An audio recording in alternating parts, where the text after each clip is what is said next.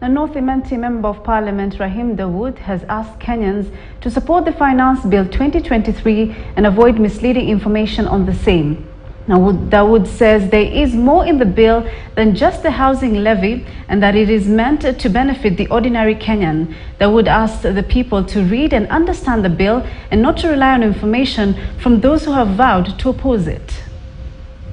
Unajua tunaangalia petroli inaongezwa ushuru inakuwa 16%, lakini pale petroli imeongezewa gasi imeondolewa kabisa na ushuru mali nyingi zimepunguzwa, so net effect inakuwa the same. Ile 50 billion itakuwa collected kwa ushuru 8% extra, hiyo imetolewa pande ingine 50 billion, so net effect itakuwa the same. Kitu ingine mtu anasema ushuru inapanda inakuwa 35%, lakini haikui 35% kwa kila mtu. Ule anapata mshahara ya zaidi ya 500,000. Hata mimi sitalipa shori, mshahara yangu haifiki 500,000. Mshahara yetu basic salary ni chini ya 500,000. Hata mheshimiwa Ntururu hata lipa hiyo 35%, alipa 30%.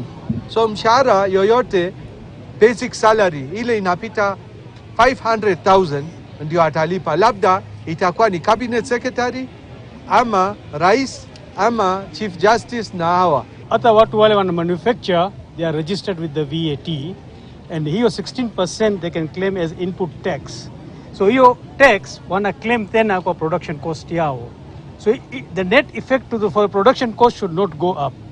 Okay, ile commuters na hawa wale wa claim ndio hawa wataongeza kidogo, but the cost of manufacturing, if they're using fuel, they can claim it against their output tax. This is an input tax which is claimable according to the laws of Kenya.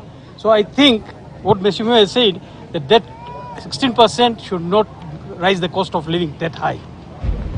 Now, Africa has always taken a